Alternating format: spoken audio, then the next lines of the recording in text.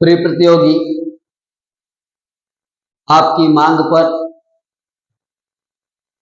हमने हर अध्याय के अंत में एक फास्ट रिवीजन क्लास भी रखा है कि आप कम समय में अपने पूरे अध्याय का रिवीजन कर लें। आपकी इसी मांग को ध्यान में रखते हुए ये रिवीजन क्लास आपके लिए है। तो आइए अध्याय 3 का जो भारतीय संविधान की विशेषताएं हैं, फीचर्स हैं, उनको हम तेजी से रिवीजन करेंगे ताकि आपको कम समय में कक्षा का अधिक से अधिक कंटेंट प्राप्त हो जाए और आपको सुविधा हो जाए। तो आइए बात करते हैं भारत के संविधान की खास विशेषताएं क्या हैं। भारत का संविधान दुनिया के संविधान का एक अनूठा संविधान है और चूंकि अनूठा है, खास है, इसलिए ये दुनिया के संविधान में एक अलग पहचान रखता है, एक अलग स्थान रखता है। इसकी तमाम विशेषताओं को एक एक करके हमें जानना है। इसमें से पहली बात जो है वो विशाल और विस्तृत संविधान होने का है। भारत का संविधान बहुत विशाल है, विस्तृत है। ये दुनिया का सबसे बड़ा और विस्तृत संविधान है। केंद्रीय और प्रांतीय दोनों सरकारों की शक्तियों का विवरण, दोनों सरकारों के गठन का, दोनों सरकारों के संचालन का संपूर्ण ब्यौरा संविधान में है। इस वजह से ये संविधान एक विस्तृत संविधान है। भारत के संविधान में अनुच्छेदों की संख्या अगर देखें तो मूल संविधान की बात करने पर मूल संविधान में 395 अनुच्छेद, 8 अनुसूचियां और 22 भाग थे। लेकिन आज संविधान में कई संशोधन हुए और सैकड़ों संशोधन के बाद आप अनुच्छेदों की संख्या तो 395 ही पाएंगे गिनती में। लेकिन अगर अनुच्छेदों में क ख ग घ जोड़ा जाए, ABCD को देखें तो संपूर्ण संख्या अनुच्छेदों की 470 के लगभग आती है। इसी तरह अगर अनुसूचियों की बात करें तो अनुसूचियां मूल संविधान में 8 थी, संशोधन के बाद 8 से ज्यादा हो गई। यहां लिखा हुआ है कि 9वीं अनुसूची आई, 10वीं आई, 11वीं और 12वीं। इस तरह से अब संविधान में 12 अनुसूचियां मौजूद हैं। इनको तिथिवार भी देख लें हम लोग। संविधान संशोधनों के साथ इसका संकेत भी कर दिया गया है। तो 9वीं अनुसूची जो पहले संविधान संशोधन 1951 में जोड़ ली गई, 10वीं अनुसूची को 52वें संविधान संशोधन 1985 में जोड़ा गया, 11वीं अनुसूची को 92वां संविधान संशोधन 1992 में, तो 12वीं अनुसूची को 93वां संविधान संशोधन 1992 में जोड़ा गया। और इस प्रकार वर्तमान में 12 अनुसूचियां उपलब्ध हैं। 12 अनुसूचियों के बाद संविधान के भाग की बात कर लें तो आज भी तकनीकी रूप से 1, 2, 3, 4 की गिनती में 22 भाग हैं। परंतु अगर भागों को भी क और ख के रूप में गिनती करें तो कुल 25 भाग हो चुके हैं। तो ये हमें ध्यान रहे कि प्रश्न जब पूछा जाए तो हमें किस तरह से पूछा जा रहा है, कि गिनती के साथ पूछा जा रहा है कि संपूर्णता में पूछा जा रहा है। ये दोनों जानकारी आप स्पष्ट रखेंगे। तुलनात्मक अध्ययन भी यहाँ करने की बात आई कि थोड़ा सा हम देख लें कि दुनिया के संविधान, विश्व के कुछ खास संविधान और भारत के संविधान में क्या तुलना है। तो देखेंगे अमेरिका के संविधान में 7 अनुच्छेद हैं। अमेरिका का संविधान दुनिया का सबसे छोटा संविधान है। 7 अनुच्छेद। कनाडा में 147 अनुच्छेद, ऑस्ट्रेलिया में 129 अनुच्छेद, तो अफ्रीका में, दक्षिण अफ्रीका के अंदर 253 अनुच्छेद हैं। जबकि भारत में अनुच्छेदों की संख्या 395, कुल मिलाकर के 470 के लगभग। अमेरिका के संविधान के बारे में थोड़ा सा स्पष्ट कर लें तो अमेरिका का संविधान विश्व का सबसे छोटा और लिखित संविधान है। साथ ही अमेरिका का संविधान पहला लिखित संविधान है, विश्व का पहला लिखित संविधान। इसके पहले इस तरह की व्यवस्था में कोई लिखित संविधान मौजूद नहीं था। एक संविधानविद की चर्चा कर लें, जिनका नाम है sir Ivor Jennings. Sir Ivor Jennings ने भारत का संविधान विश्व का सबसे विस्तृत संविधान बताया। तो सर आइवर जेनिंग्स के अनुसार ये बात आप याद रखेंगे कि सर आइवर जेनिंग्स ने कहा था कि भारत का संविधान दुनिया का सबसे बड़ा संविधान है, सबसे विस्तृत संविधान है, विशालतम संविधान है। इसके पश्चात दूसरा फीचर, दूसरी विशेषता, लिखित संविधान। भारत के संविधान की दूसरी विशेषता है लिखित संविधान। संविधान को लिखित और अलिखित दो भागों में बांटा गया है। तो संविधान, लिखित संविधान और अलिखित संविधान। अलिखित संविधान में इंग्लैंड का संविधान है। यह संविधान अभी भी लिखित नहीं है, यह परंपराओं और प्रथाओं के अनुसार चलता है। परंपराओं और प्रथाओं और संसदीय व्यवस्था में जिस प्रकार इसे संचालित किया जाता है, ब्रिटेन में उसी तरह का संविधान संचालन में है। जबकि भारत और अमेरिका में और दुनिया के तमाम देशों में लिखित संविधान मौजूद है। पुनः अमेरिका के संविधान की बात करेंगे तो पहला दुनिया का लिखित संविधान अमेरिका का संविधान है, इसलिए इसे यहां संकेत कर दिया गया है। आगे हम लोग देखें तो तीसरी जो इसकी विशेषता है भारत के संविधान की, उसमें यह है कि इसकी उद्देशिका की विशेष शब्दावलियां। अभी पिछली कक्षा में आपने रिवीजन भी किया था और पढ़ा था कि हम लोगों ने उद्देशिका की तमाम शब्दावली पर चर्चा की थी। कुछ शब्दावली ऐसे हैं जैसे हम भारत के लोग अर्थात भारत के लोग ही संविधान का निर्माण कर रहे हैं, भारत के लोग ही संविधान का संचालन करेंगे, संविधान की शक्ति का स्रोत भारत के लोग हैं। तो भारत के लोग, उसी तरह संपूर्ण प्रभुत्व संपन्न, ये शब्द जो संप्रभुता की ओर इशारा करता है। लोकतंत्र का, गणराज्य का, समाजवादी, पंथ निरपेक्ष, अखंडता, बंधुता, एकता, ऐसे कई शब्द भारत के संविधान की उद्देशिका में हैं जो संविधान के दर्शन को बताते हैं। तो भारत के संविधान की उद्देशिका भारत के संविधान को विलक्षण बनाती है, खास बनाती है।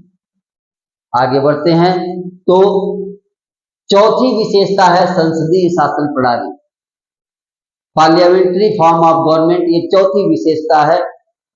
संघात्मक संविधानों को अगर देखें तो संघात्मक संविधानों में दो तरह के संविधान मिलते हैं या दो तरह की शासन प्रणाली मिलती है, एक अध्यक्षात्मक शासन प्रणाली और एक संसदीय शासन प्रणाली। अध्यक्षात्मक शासन प्रणाली की बात करें तो इसका उदाहरण अमेरिका है। अध्यक्षात्मक शासन प्रणाली का मतलब कि देश का जो अध्यक्ष होगा, राष्ट्राध्यक्ष होगा, यानी कि राष्ट्रपति होगा, वह कार्यपालिका का प्रधान होगा। कार्यपालिका की सारी शक्तियां उसमें होंगी। राष्ट्रपति जो है, जो राष्ट्राध्यक्ष होगा, वो सीधे जनता द्वारा निर्वाचित होगा, उसका कार्यकाल भी नियत होगा।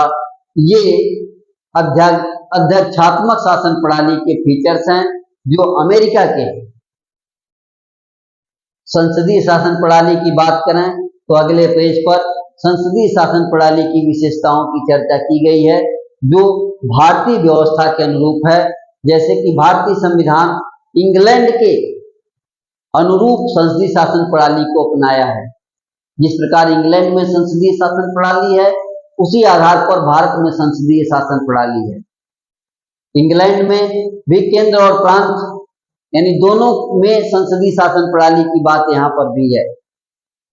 केंद्र में जो संसदीय शासन प्रणाली है वो संसद के माध्यम से, राज्यों में जो संसदीय शासन प्रणाली है वो विधान मंडलों के माध्यम से है। तो इस प्रकार केंद्र और राज्य दोनों में समान रूप से ये व्यवस्था मौजूद है। आगे बढ़ें तो इंग्लैंड की तरह भारत का राष्ट्रपति भी नाम मात्र का राष्ट्रपति है, नाम मात्र का राष्ट्राध्यक्ष है।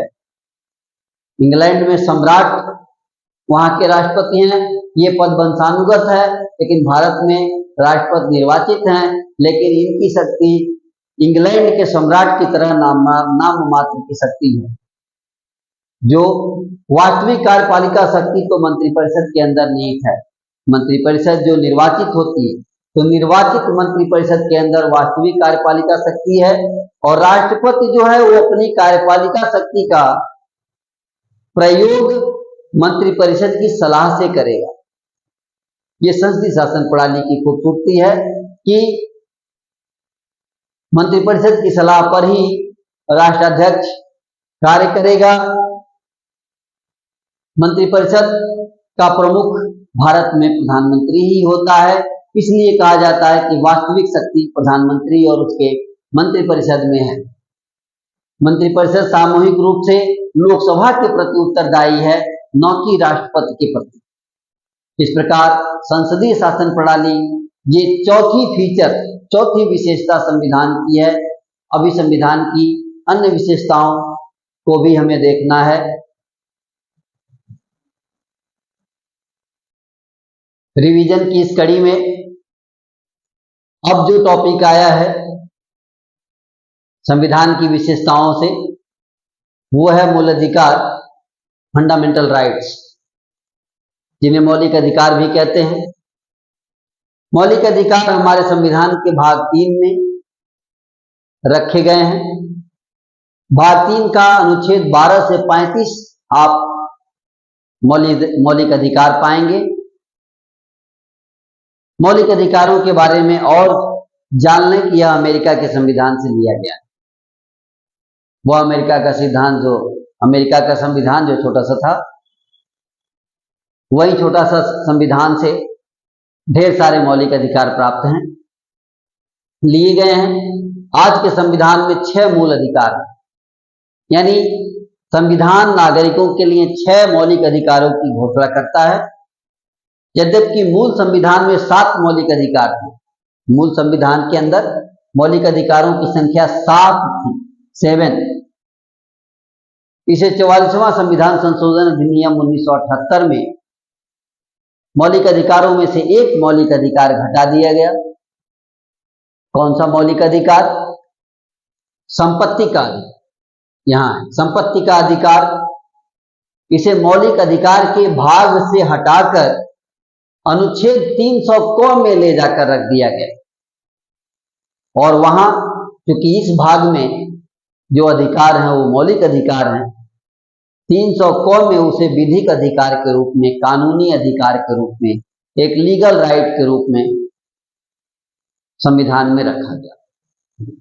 तो आज के डेट में हमारे जो मौलिक अधिकार हैं उनकी संख्या 6 है। मौलिक अधिकार क्या हैं? तो मौलिक अधिकार राज्य के विरुद्ध एक गारंटी है, यानी राज्य जो है वो राज्य की विधायी और कार्यपालिका शक्ति पर निर्बंधन लगाते हैं, रोक लगाते हैं मौलिक अधिकार। यानी राज्य हमारे खिलाफ कुछ करता है तो मौलिक अधिकार नागरिकों की रक्षा करेंगे। राज्य द्वारा बनाई गई कोई विधि अगर मूल अधिकारों की प्रतिकूल होती है, यानी राज्य कोई प्रतिकूल विधि बना दे, तो न्यायालय उस विधि को शून्य घोषित कर सकते हैं, न्यायालय उस विधि को निरस्त कर सकते हैं। यानी राज्य मौलिक अधिकारों के विरुद्ध विधि नहीं बनाएगी और यदि बनाएगी तो न्यायालय उसे निरस्त कर देगी। इस तरह से मौलिक अधिकार नागरिकों के लिए गारंटी है राज्य का। न्यायालय जो है, अब न्यायालय हमारे अधिकारों की रक्षा कर रहे हैं, इसलिए न्यायालय जो है वो मौलिक अधिकारों के संरक्षक हैं। कौन कौन से न्यायालय? सर्वोच्च न्यायालय, उच्च न्यायालय, ये सभी जो है मौलिक अधिकारों के संरक्षक हैं, मौलिक अधिकारों के रक्षक हैं। लेकिन परंतु एक और बात कि मौलिक अधिकार अत्यंतिक नहीं है, एब्सोल्यूट नहीं है। ऐसा नहीं है कि मौलिक अधिकार सर्वोपरि है, राज्य कुछ नहीं, ऐसा नहीं। मौलिक अधिकार उस वक्त कम किए जा सकते हैं जब लोकहित की बात आ जाए, यानी लोकहित के मुद्दे पर, जनहित के मुद्दे पर नागरिकों के मौलिक अधिकारों को कम किया जा सकता है। अर्थात ये जान लें कि मौलिक अधिकार असीमित नहीं। संविधान की विशेषताओं में मौलिक अधिकार जानने के बाद अगली जो खूबसूरती है संविधान में वो है राज्य के नीति निर्देशक तत्व, directive principles of state policy जिसे कहते हैं। ये संविधान के भाग 4 में इन्हें रखा गया है और अनुच्छेद 36 से 51 में नीति निर्देशक तत्वों को सम्मिलित किया गया है। यह आयरलैंड के संविधान से लिया गया है। कहां से लिया गया? इन्हें आयरलैंड के संविधान से लिया गया है। और ये होते क्या हैं? तो ये राज्यों के लिए नीति निर्धारण में मार्गदर्शी सिद्धांत हैं। ये कैसे पवित्र सिद्धांत हैं? ऐसे पवित्र मार्गदर्शक हैं जो राज्य को नीति बनाते समय मार्गदर्शन करते हैं ताकि राज्य कल्याणकारी राज्य की अवधारणा को साकार कर सके। अर्थात कल्याणकारी राज्य बनाने के लिए नीति निर्देशक तत्व आवश्यक है। तो कल्याणकारी राज्य के निर्माण के लिए ये जरूरी है, निर्देशक तत्व हैं। ऑस्टिन ने इसे राज्य की आत्मा कहा है। ध्यान रखेंगे कि ऑस्टिन ने इसे राज्य की आत्मा बताया है। राज्य की आत्मा पर कई स्टेटमेंट आ चुके हैं। अब ये ध्यान रखना है कि कौन सी राज्य की आत्मा है, कौन सी संविधान की आत्मा है, या संविधान के किसी भाग की आत्मा है। आत्मा पर सतर्क रहिएगा। यहां ऑस्टिन ने राज्य की आत्मा इसे बताया है। नीति निर्देशक तत्वों के मामले में एक बात यह है कि ये न्यायालय द्वारा प्रवर्तनीय नहीं, मतलब कि न्यायालय इन्हें लागू नहीं करवा सकता। नीति निर्देशक तत्वों के लिए हम कोर्ट नहीं जा सकते, हाई कोर्ट, सुप्रीम कोर्ट नहीं जा सकते। 42वें संविधान संशोधन अधिनियम 1976 में एक काम किया गया, मौलिक अधिकारों पर इसे प्राथमिकता दी थी। अभी थोड़ी देर पहले हम लोग बात कर रहे थे कि मौलिक अधिकारों को भी उस वक्त सीमित किया जा सकता है जब व्यापक हित की बात आएगी, लोक हित की बात आएगी, लोक कल्याण की बात आएगी। और यहां भी वही बात कि लोक कल्याण की बात आएगी। नीति निर्देशक तत्व जो लोक कल्याणकारी राज्य की बात करते हैं, लोक कल्याणकारी राज्य की जब बात आएगी तो इन्हें मौलिक अधिकारों पर प्राथमिकता प्रदान की जाए। तो ये मौलिक अधिकारों पर प्राथमिकता इन्हें मिल रही है। संविधान की विशेषता के क्रम में अगला जो बिंदु है 7वां, वो है नागरिकों के मौलिक कर्तव्य, नागरिकों के मूल कर्तव्य, फंडामेंटल ड्यूटीज ऑफ सिटीजन्स, नागरिकों के मौलिक कर्तव्य। मौलिक कर्तव्य कहां रखे गए हैं? संविधान के भाग 4 भाग 4 को, संविधान के भाग 4 क में, यह अनुच्छेद 51 क में इन्हें रखा गया है। ये सरदार स्वर्ण सिंह समिति की रिपोर्ट के आधार पर संविधान में शामिल किया गया। इन्हें मूल संविधान में मौलिक कर्तव्य नहीं थे। मौलिक कर्तव्य को शामिल करने की जरूरत महसूस की गई और नागरिकों के लिए 10 मौलिक कर्तव्य निर्धारित किए गए। ये लाया गया 42वें संविधान संशोधन अधिनियम 1976, यानी 76 के 42वें संविधान संशोधन अधिनियम में मौलिक कर्तव्यों को संविधान में जोड़ा गया। 10 मौलिक कर्तव्य लाए गए। याद रहे कि सरदार स्वर्ण सिंह समिति की सिफारिशों के आधार पर इन्हें सम्मिलित किया गया। मौलिक कर्तव्य रूस के संविधान से लिए गए, रशिया के संविधान से इन्हें लिया गया। मौलिक कर्तव्य क्या हैं? 10 मौलिक कर्तव्यों को हम लोग मौलिक कर्तव्य के भाग में पढ़ेंगे, खंड में पढ़ेंगे। फिलहाल हमें केवल गिनती के 10 मौलिक कर्तव्य और साथ एक और बात करना है, 11वां मौलिक कर्तव्य जो 86वें संविधान संशोधन अधिनियम 2002 में सम्मिलित किया गया और आज पर प्रेजेंट संविधान के अंदर मौलिक कर्तव्यों की संख्या 11 है, 10 में। अब 11 है।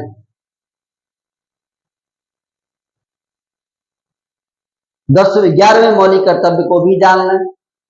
11वां मौलिक कर्तव्य क्या है? 11वां मौलिक कर्तव्य कहता है कि 6 से 14 वर्ष तक के बच्चे,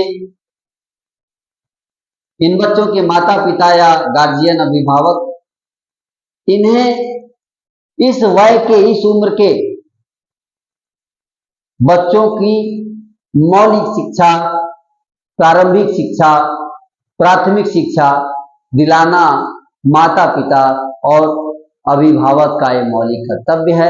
यही मौलिक कर्तव्य 11वां मौलिक कर्तव्य, यानी हर माता पिता और गार्जियन का यह कर्तव्य है कि वह अपने बच्चों 6 से 14 वर्ष तक के बच्चों को अनिवार्य रूप से शिक्षा दिलाएं, प्रारंभिक शिक्षा उन्हें प्राप्त कराएं। तो इस प्रकार 11 मौलिक कर्तव्य हमारे संविधान में मौजूद हैं। अब इन मौलिक कर्तव्यों के बाद अगला जो बिंदु है उसे हम आगे देखते हैं। धन्यवाद। रिवीजन की अगली कड़ी में हमारा टॉपिक है स्वतंत्र न्यायपालिका। स्वतंत्र न्यायपालिका, इंडिपेंडेंट जुडिशियरी। तो हम लोग इसका अध्ययन करेंगे। संघात्मक संविधान के भीतर एक समस्या होती है, अक्सर केंद्र और प्रांतों के मध्य विवाद होते हैं। राज्यों के मध्य और दूसरे राज्यों के मध्य विवाद होते हैं। संविधान के निर्वचन को लेकर, संविधान की व्याख्या को लेकर के अक्सर विवाद उठते हैं और उन विवादों का समाधान करने के लिए स्वतंत्र और निष्पक्ष न्यायपालिका की आवश्यकता होती है। तो आपने देखा कि विवाद हैं, विवादों का समाधान स्वतंत्र और निष्पक्ष न्यायपालिका से होगा। और भारत की जो न्यायपालिका है वो स्वतंत्र और निष्पक्ष कैसे है? तो भारत में एकीकृत न्यायपालिका की व्यवस्था है। एकीकृत न्यायपालिका, जैसा कि सबसे निचले स्तर पर स्थानीय न्यायालय हैं, अधीनस्थ न्यायालय हैं, उनके ऊपर उच्च न्यायालय, और देश में सबसे ऊपर सर्वोच्च न्यायालय है, सुप्रीम कोर्ट। तो न्यायपालिका की व्यवस्था सोपानी क्रम में है, एक क्रम में है, एकीकृत व्यवस्था है। और न्यायपालिका की क्या विशेषता है? तो न्यायाधीशों की नियुक्ति अगर सरकार के अधिकार में कर दिया जाए तब भी न्यायपालिका की स्वतंत्रता नहीं रहेगी। तो इसके लिए भी कि एकीकृत न्यायपालिका होने मात्र से स्वतंत्र न्यायपालिका नहीं होती। इसके लिए जरूरी है कि न्यायाधीशों की नियुक्ति, उनके वेतन भत्ते और न्यायाधीशों को हटाए जाने की जो भी व्यवस्था है उन सबके स्पष्ट प्रावधान संविधान के अंदर मौजूद हों। जैसा कि भारतीय संविधान के भीतर ये व्यवस्था मौजूद है कि किस प्रकार न्यायाधीशों की नियुक्ति होगी, उनके वेतन भत्ते किस प्रकार के होंगे और उन्हें उनके पद से कैसे हटाया जाएगा। इन सब के अलावा न्यायपालिका, भारत की न्यायपालिका की जो अवधारणा है वो अमेरिका के संविधान से ली गई है। अमेरिका का संविधान जहां न्यायिक व्यवस्था सर्वोच्च है, भारत में भी न्यायिक व्यवस्था को सर्वोच्च रखने का प्रयास किया गया है। न्यायपालिका ही मूल अधिकारों का संरक्षण का कार्य करती है, न्यायपालिका ही संविधान का संरक्षण का कार्य करती है। और भारत में उच्च न्यायालय और सर्वोच्च न्यायालय, ये दोनों न्यायालय भारत में मूल अधिकारों का और संविधान का संरक्षण करते हैं। तो इस तरह से देखें तो भारत के अंदर भारतीय व्यवस्था में भारतीय संविधान की ये बहुत खूबसूरती है कि न्यायिक स्वतंत्रता विद्यमान है। इसके अलावा भारतीय संविधान की अगली विशेषता पर हम लोग नजर डालें तो अगली विशेषता है संसदीय संप्रभुता और न्यायिक सर्वोच्चता में समन्वय। बड़ी खूबसूरत बात कि एक तरफ संसदीय संप्रभुता भी रहेगी, पार्लियामेंट्री सॉवरेनिटी भी, तो दूसरी तरफ जुडिशियल सुप्रीमेसी भी। यानी न्यायिक सर्वोच्चता भी। कैसे ये संभव है, इसको देखते हैं। तो संसदीय संप्रभुता की बात करें तो यह इंग्लैंड के संविधान की बात की जाती है कि इंग्लैंड का संविधान संसदीय संप्रभुता का सबसे महत्वपूर्ण उदाहरण है। इंग्लैंड के संसद के बारे में तो कहा जाता है, एक कहावत है कि इंग्लैंड की संसद स्त्री को पुरुष और पुरुष को स्त्री बनाना छोड़कर सारे कार्य कर सकती है। इस बात से आपको अनुमान लग जाना चाहिए कि इंग्लैंड की संसद कितनी संप्रभु है, कितनी शक्तिशाली है। भारत की संसद भी बहुत शक्तिशाली है। साथ ही सर्वोच्च न्यायपालिका की भी व्यवस्था, क्योंकि अमेरिका के संविधान की तरह है, इसलिए भारत में पुनः न्यायपालिका भी सर्वोच्च है। दोनों के बीच ये समन्वय है खूबसूरत। इसी समन्वय को हमें जानना है कि न्यायपालिका संविधान का संरक्षक है। यहाँ न्यायपालिका के महत्व को आप देखेंगे, दोनों का कैसे समन्वय है ये भी हमें देखना है कि कैसे दोनों के बीच समन्वय बनाया गया है। तो अगले पेज पर देखते हैं कि अगर संसद ने कोई ऐसी विधि बनाई, ऐसा कानून बनाया जो संविधान के स्पष्ट प्रावधानों का उल्लंघन करते हैं, संविधान या देश की मूल रचना के विरुद्ध हैं, तो न्यायपालिका उस विधि को शून्य घोषित कर सकती है। वहीं दूसरी तरफ संसद भी न्यायपालिका द्वारा पारित ऐसे आदेशों को जो संसद की सर्वोच्चता, संसद की संप्रभुता को प्रभावित करते हो या फिर संविधान की परिधि के बाहर जाते हो, तो संसद भी न्यायपालिका द्वारा पारित आदेश को निरस्त कर सकती है, समाप्त कर सकती है। जैसा कि अभी पिछले समय में ही न्यायपालिका द्वारा पारित आदेश जो अनुसूचित जात जनजाति के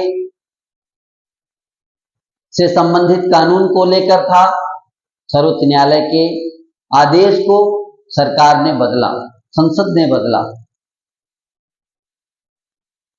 संसदीय संप्रभुता के खिलाफ इस तरह के आदेश को संसद बदल सकती है। वहीं संसद द्वारा निर्मित कानून, कुछ समय पहले संसद ने न्यायाधीशों की नियुक्ति के लिए जुडिशियरी अपॉइंटमेंट कमीशन बनाया था। उस विधि को न्यायपालिका ने निरस्त कर दिया। तो इस प्रकार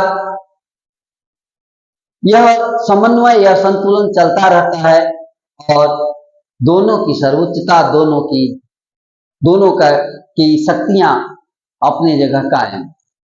इसी बात को देखते हुए प्रसिद्ध संविधानविद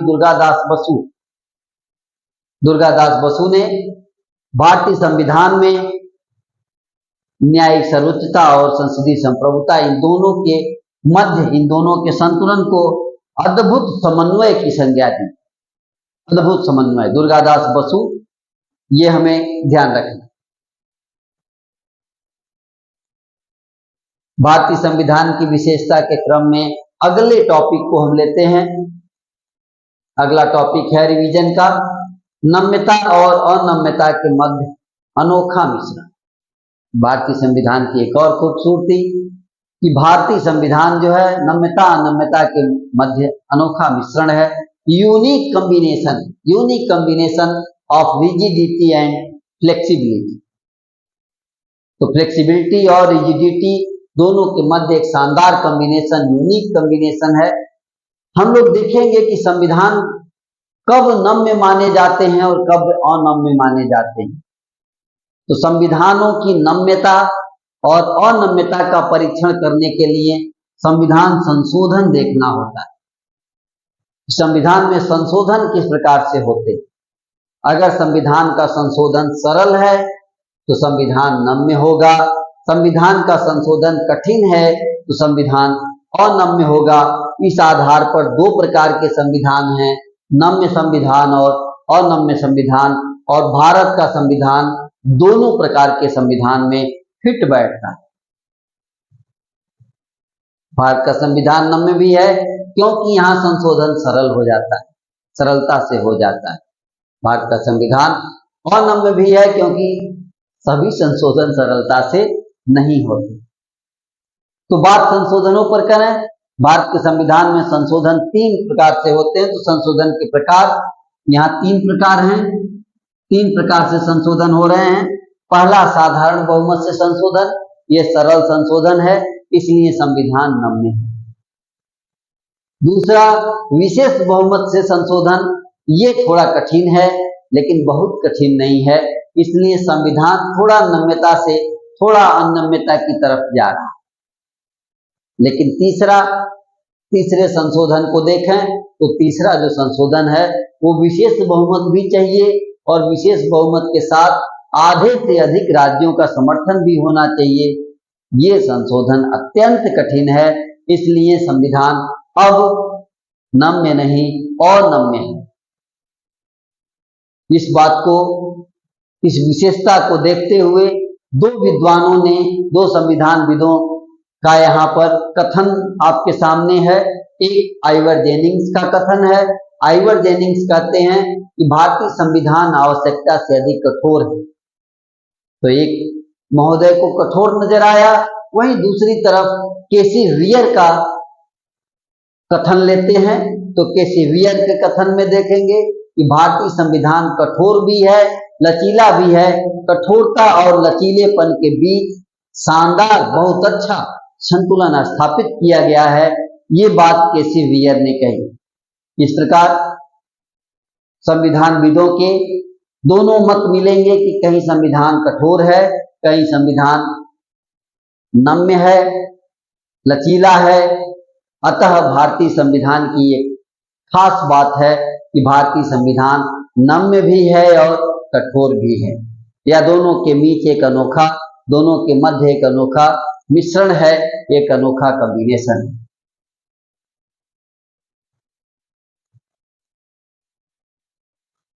रिवीजन की अगली कड़ी में हम लोग पहुंचे हैं एक ऐसा टॉपिक, केंद्राभिमुख संविधान। इसको कहेंगे केंद्राभिमुख संविधान, यानी कि मोर सेंट्रल बेस्ड कॉन्स्टिट्यूशन, यानी ऐसा संविधान, ऐसा कॉन्स्टिट्यूशन जो सेंट्रल बेस्ड है, अर्थात केंद्र की ओर झुका हुआ है, केंद्र के अनुसार है। तो इसके लिए हमें अनुच्छेद 1 की बात करनी है। अनुच्छेद 1 क्या कहता है? अनुच्छेद 1 कहता है कि भारत अर्थात इंडिया राज्यों का संघ होगा, यानी कि अनुच्छेद 1 कहता है कि India, that is Bharat, shall be a union of states, shall be a union of states. तो ये यूनियन ऑफ स्टेट्स होगा, राज्यों का संघ होगा। इस तरह से भारत के संविधान के अनुच्छेद 1 से क्या पता चलता है कि भारत एक संघ है और भारत का संविधान संघीय संविधान है। परंतु यहाँ पूरी बात समाप्त नहीं होती है। आगे बढ़कर के हम जरा 2 विद्वानों के विचार इस मामले में जानने की कोशिश करें। 2 विद्वान, एक केसी वेयर का विचार जानने की कोशिश करते हैं। केसी वेयर कहते हैं कि भारत का संविधान अर्ध संघीय संविधान है, क्वैसी फेडरल संविधान, अर्ध संघीय संविधान है। यानी कि केसी वेयर भारत के संविधान को संघीय संविधान नहीं मानते, आधा संघ मानते हैं, कहते हैं आधे संघीय है, पूरा पूरा संघीय नहीं है। एक और विद्वान आइवर जेनिंग्स की बात कर रहे हैं। आइवर जेनिंग्स कहते हैं कि यह एक ऐसा संघ है, भारत क्या है? भारत ऐसा संघ है जिसमें केंद्रीकरण की प्रवृत्ति सशक्त है। यानी ये कहते हैं कि भारत संघ होते हुए भी केंद्रीय प्रवृत्ति ज्यादा रखता है, यानी कि केंद्र के तरफ झुकाव ज्यादा है। यानी कि इन विद्वानों के दोनों विद्वानों के मतों से ये बात सामने आती है कि भारत का संविधान केवल संघीय नहीं है, बल्कि केंद्र की तरफ कहीं न कहीं झुका है। अब हम लोग स्वयं इसका परीक्षण करें कि भारत का संविधान संघीय है कि एकात्मक है। इसके लिए हमें दोनों प्रकार के संविधान के लक्षणों की तुलना कर लेना ठीक रहेगा। तो आइए हम लोग दोनों प्रकार के संविधान के लक्षण की तुलना कर लें कि एकात्मक संविधान का लक्षण क्या होता है, संघीय संविधान के लक्षण क्या होते हैं। बारी बारी से देखा जाए तो संघीय संविधान के लक्षण में देखें तो शक्तियों का विभाजन होता है केंद्र और राज्य के मध्य। तो केंद्र और राज्य के मध्य शक्तियों का विभाजन ये संघीय संविधान के लक्षण हैं। लिखित संविधान संघीय संविधान के लक्षण है। संविधान की सर्वोच्चता ये भी संघीय संविधान के लक्षण है। एक लक्षण है अपरिवर्तनीयता, अर्थात संविधान आसानी से नहीं बदलते, ये अगला लक्षण। और स्वतंत्र न्यायपालिका संघीय संविधान में होती है। ये विभिन्न महत्वपूर्ण लक्षण हैं और ये सभी लक्षण भारत के संविधान के अंदर मौजूद हैं, विद्यमान हैं। भारत में शक्तियों का विभाजन केंद्र और राज्यों के मध्य किया गया है। भारत का संविधान एक लिखित संविधान है। भारत के संविधान की सर्वोच्चता भी है, क्योंकि भारत में संविधान ही सर्वोपरि है, सर्वोच्च है। और अपरिवर्तनशीलता भी है, क्योंकि भारत के संविधान में पूरी तरह संशोधन करना आसान नहीं है, अत्यंत कठिन है। क्योंकि आपको पता है कि तीसरे प्रकार का जो संशोधन है उसमें विशेष बहुमत तो चाहिए ही चाहिए, आधे से अधिक राज्यों का रेटिफिकेशन भी चाहिए, अनुसमर्थन भी चाहिए, इसलिए संशोधन करना कठिन है। अर्थात भारत के संविधान में अपरिवर्तनशीलता के लक्षण भी विद्यमान हैं।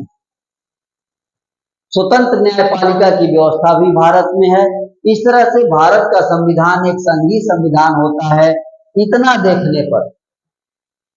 लेकिन अभी हम लोगों ने तय किया था कि हम दोनों देखें, तो दूसरे वाले को भी देखें, एकात्मक संविधान को भी देखें और एकात्मक संविधान के लक्षणों को बारी बारी चेक करें। एक है एकहरी नागरिकता, साथ साथ चेक करते चलें कि क्या भारत में एकहरी नागरिकता है। भारत में एकहरी नागरिकता है। भारत के प्रत्येक नागरिक जो है वो किसी राज्य के लिए नागरिक नहीं है, वो केवल और केवल सिर्फ और सिर्फ भारत के नागरिक, भारत के नागरिक। उसी तरह राज्यपाल की नियुक्ति राष्ट्रपति करते हैं, ये व्यवस्था भारत में है। इस तरह से यह एकात्मकता के लक्षण हुए। आपातकालीन उपबंध क्या है, तो भारत के संविधान में 3 आपातकालीन उपबंध हैं, अनुच्छेद 352, अनुच्छेद 356 और अनुच्छेद 360। ये 3 आपातकालीन उपबंध भारतीय संविधान में मौजूद है। एक और लक्षण, क्या राज्यों के निर्माण की शक्ति संसद को है, भारत में है। भारत में प्रारंभिक अनुच्छेद में ही बता दिया गया है कि नए राज्यों के निर्माण की शक्ति संसद के पास है। उसके अलावा अखिल भारतीय सेवाएं भी भारतीय संविधान में हैं। अखिल भारतीय सेवाएं अनुच्छेद 312। राज्यसभा में राज्यों का असमान प्रतिनिधित्व, यह भी एक लक्षण है और भारतीय संविधान में ये भी मौजूद है। भारतीय संविधान के अनुसार अलग अलग राज्यों में राज्यसभा के अलग अलग प्रतिनिधित्व दिया गया है। एक और लक्षण कि राज्य सूची के विषय पर केंद्र द्वारा कानून बनाना, तो भारतीय संविधान का ये लक्षण भी है कि राज्य सूची के विषयों पर केंद्र कानून बना सकता है। इस प्रकार हम लोगों ने देखा कि भारत के संविधान में एकात्मक संविधान के भी पर्याप्त लक्षण मौजूद हैं। अतः अब हम लोग क्या कह सकते हैं? हम लोग कह सकते हैं कि भारत का संविधान संघात्मक भी है और एकात्मक है, दोनों है। तो भारत का संविधान, अब हमें कहने में कोई संदेह नहीं, संघात्मक भी है और एकात्मक भी है। इसी तरह आइवर जेनिंग्स भारत के संविधान को केंद्राभिमुख संविधान इसीलिए घोषित करते हैं, और यही हम लोगों का टॉपिक है कि भारत का संविधान एक केंद्राभिमुख संविधान है। अंबेडकर की बात करें तो डॉक्टर अंबेडकर भी कहते हैं कि भारतीय संविधान को संघात्मकता के तंग ढांचे में नहीं ढाला गया है। अर्थात डॉक्टर अंबेडकर भी इस बात को स्पष्ट करते हैं कि हम संघात्मकता के साथ थोड़ा बहुत जरूरत के अनुसार हमने समझौता कर लिया है, हमने एकात्मकता को, केंद्र को मजबूत किया है। ये बात डॉक्टर अंबेडकर के इस कथन से प्राप्त होती है। और एक विद्वान जी ऑस्टिन, इन्होंने तो बहुत आगे बढ़कर कहा कि जो भारतीय संघवाद है वो एक सहकारी संघवाद, कोऑपरेटिव फेडरलिज्म, यानी सहकारी है, दोनों है, एकात्मक और संघात्मक दोनों व्यवस्था है। इस तरह से भारत का संविधान एक केंद्राभिमुख संविधान है। और आपने संविधान की एक महत्वपूर्ण विशेषता को जाना। इसके बाद संविधान की अगली विशेषता है वो है एकल नागरिकता। अगली विशेषता एकल नागरिकता, सिंगल सिटीजनशिप। एकल नागरिकता या दोहरी नागरिकता की बात करें तो फिर से संघीय संविधान के अंदर दोहरी नागरिकता होती है या होनी चाहिए। दोहरी नागरिकता कैसी? एक नागरिकता केंद्र की और एक नागरिकता राज्य की होनी चाहिए, जैसा कि अमेरिका के संविधान में है। लेकिन भारत के संविधान में ऐसा नहीं है। भारत के संविधान में एकल नागरिकता का प्रावधान किया गया है, यानी कि भारत का प्रत्येक नागरिक सिर्फ और सिर्फ भारत का नागरिक है, किसी राज्य का नागरिक नहीं है। इस प्रकार भारत में एकल नागरिकता भारतीय संविधान की एक विशेषता हुई, जिसे आपने पिछले टॉपिक में भी इस टॉपिक को पढ़ा है और इस टॉपिक को इस बार भी देखा जा रहा है। ये बात आपको अच्छे से स्पष्ट हो गई। इसी प्रकार संविधान की विशेषता के क्रम में अगला जो बिंदु है,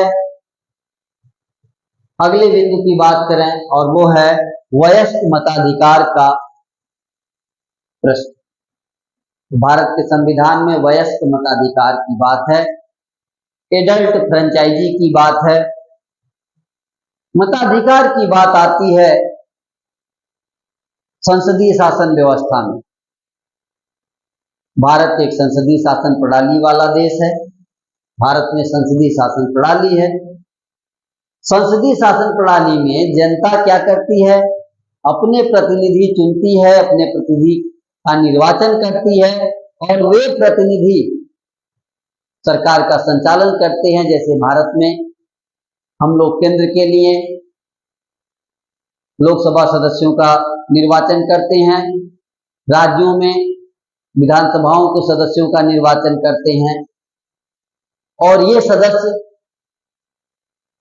संसद सदस्य जाके केंद्र में शासन करते हैं और विधानसभा के सदस्य, इनके माध्यम से राज्यों की सरकारें बनती हैं और इस प्रकार शासन का संचालन होता है।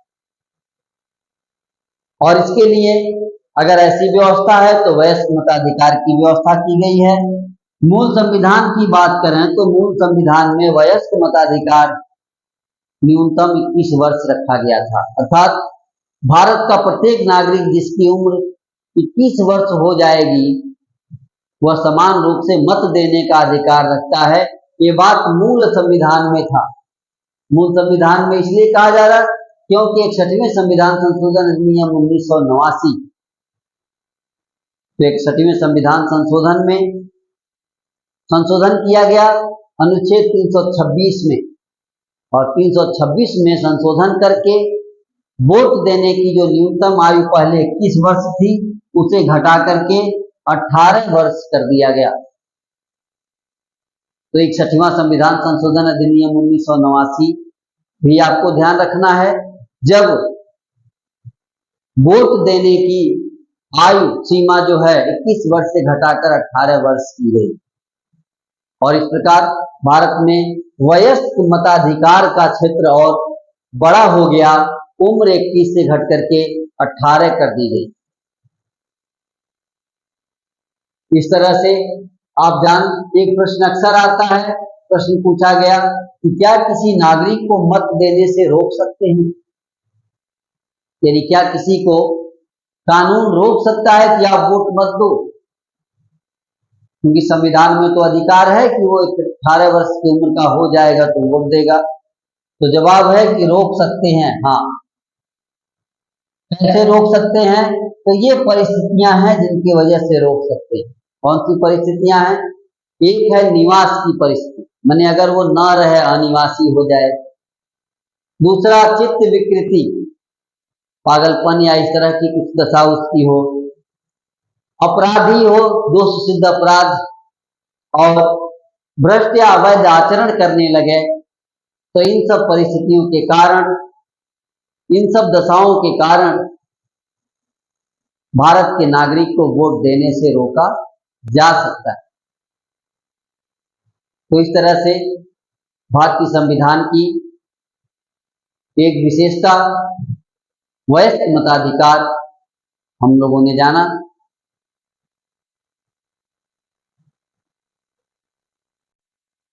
रिवीजन की कड़ी में अब जो टॉपिक है वो है संविधान की सर्वोच्चता। भारतीय संविधान की विशेषता के क्रम में हमारे संविधान में संविधान को ही सर्वोच्च स्थान दिया गया है। संविधान सर्वोपरि है भारत में, तो संविधान सर्वोपरि है, हमने इस बात से शुरुआत किया। हमारी सरकार के तीनों अंग, कार्यपालिका, व्यवस्थापिका और न्यायपालिका, इनके शक्ति का स्रोत संविधान है। यानी ये तीनों अंग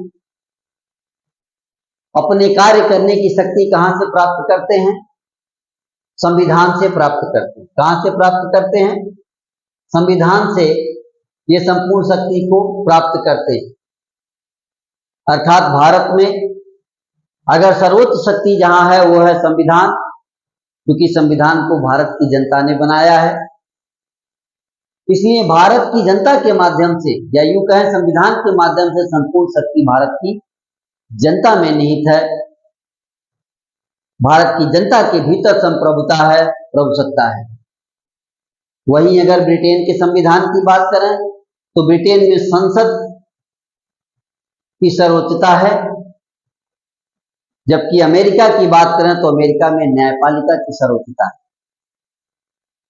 तो सर्वोच्चता के क्रम में हम 3 देशों की चर्चा कर रहे हैं। अमेरिका जहां न्यायपालिका सर्वोच्च है, ब्रिटेन जहां संसद सर्वोच्च है, और भारत यहां संविधान सर्वोच्च। इस प्रकार संविधान की सर्वोच्चता का सिद्धांत भारतीय व्यवस्था में मान्य। संविधान की विशेषता की कड़ी में अगला जो टॉपिक है, अगला बिंदु है, वो है विधि का शासन, रूल ऑफ लॉ जिसे कहते हैं। भारत में विधि का शासन है, या भारतीय संविधान ने, भारत के संविधान ने, या भारत का संविधान विधि के शासन की स्थापना करता है। तो भारत में विधि का शासन है, इसका क्या तात्पर्य है कि प्रत्येक नागरिक विधि के समक्ष समान है। प्रत्येक नागरिक कानून के समक्ष समान है, कानून से कोई बड़ा नहीं है। कानून के समक्ष समानता का भाव है, यह है विधि के शासन की बात। उसी प्रकार राज्य और सरकार के जितने भी अंग हैं, अभी हम लोगों ने पढ़ा कार्यपालिका, व्यवस्थापिका, न्यायपालिका, ये जितने भी हैं वो सभी विधि द्वारा ही अपने नियमित और नियंत्रित होते हैं। इनका नियंत्रण, इनका नियमन विधि के माध्यम से ही होता है। इस प्रकार भारतीय संविधान की एक खूबसूरती विधि का शासन है, विधि की शासन व्यवस्था है, रूल ऑफ लॉ है। विधि द्वारा स्थापित प्रक्रिया से ही यहाँ संपूर्ण कार्य संपन्न किए जाते हैं। तो संविधान की एक और विशेषता जो थोड़े में आपने जाना कि भारत में विधि का शासन है, संविधान की एक खूबसूरत व्यवस्था विधि का शासन। संविधान की विशेषता की अगली कड़ी में हम लोग जिस टॉपिक की बात करने वाले हैं वो है आपात उपबंध। आपात उपबंध, इमरजेंसी। भारत का संविधान संकट काल में संघात्मक से एकात्मक हो जाता है। इस बात को हम यहां समझने की कोशिश करें कि संघात्मक से कैसे एकात्मक हो जाता है, यह समझना है तो हमारे यहाँ तीन प्रकार के, भारतीय संविधान में तीन संकट काल की चर्चा की गई। तीन प्रकार का संकट काल। पहला संकट काल अनुच्छेद 352 में दिया गया है। अनुच्छेद 352 में जो संकट है उसके बारे में है कि युद्ध हो जाए, युद्ध की स्थिति हो, बाहरी आक्रमण हो जाए या फिर सशस्त्र विद्रोह।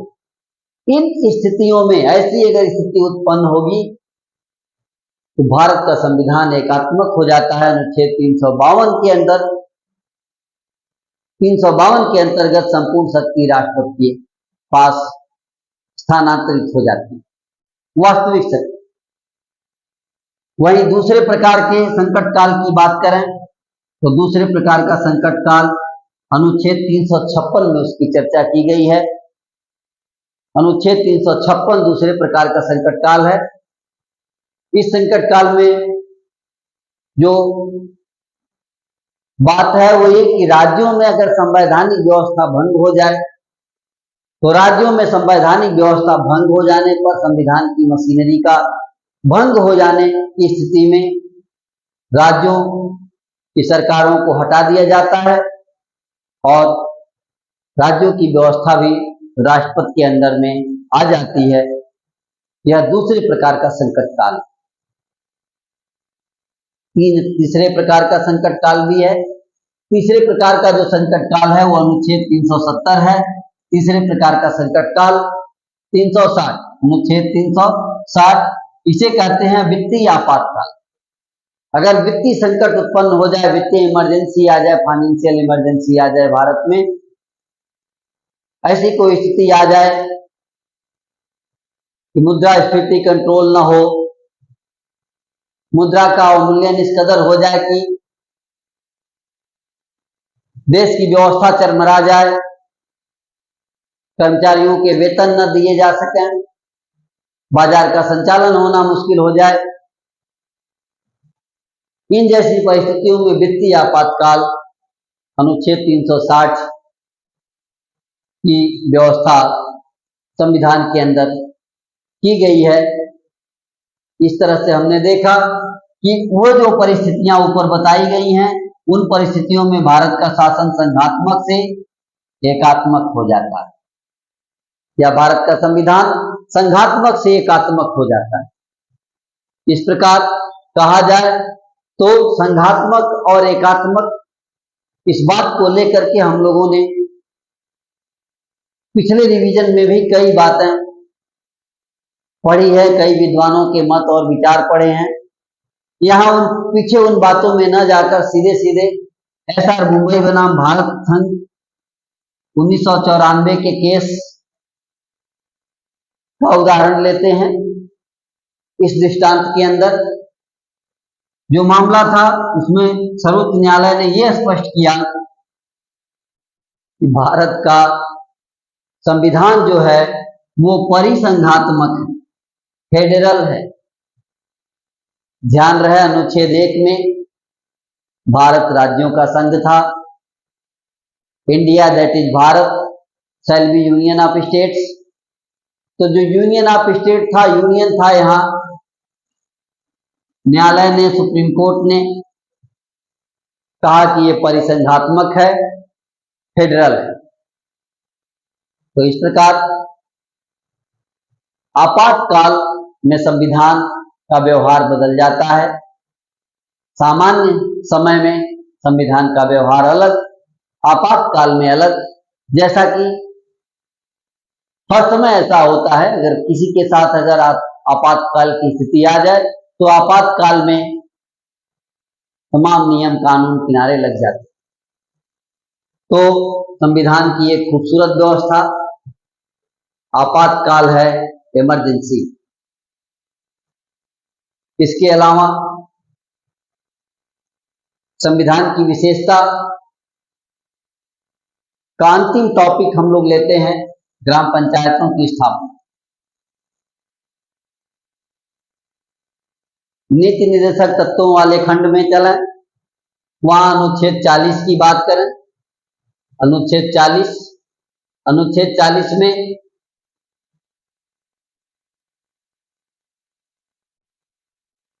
राज्यों को ग्राम पंचायतों के गठन करने का निर्देश दिया गया है। ऐसी ग्राम पंचायतें जो जिनके पास इतने अधिकार हों, ग्राम पंचायतें इतनी सशक्त हों कि वे अपने शासन का संचालन स्वयं कर सकें, अपने वित्तीय स्रोत बना सकें, अपने फैसले ले सकें, कार्यवाही कर सकें। ऐसे ग्राम पंचायत के गठन का निर्देश अनुच्छेद 40 नीति निर्देशक तत्व में दिया गया और इस निर्देश का पालन करते हुए 1959 में लोकतांत्रिक विकेंद्रीकरण की शुरुआत की गई। ग्राम पंचायत का गठन हुआ। ग्राम पंचायत, पंचायत समितियां और जिला पंचायत, 3 तरह के पंचायत की व्यवस्था की गई। आप ध्यान दें तो 1959 में 2 अक्टूबर 1959 को नागौर राजस्थान में यहां से जो है पंचायतों का प्रारंभ हुआ।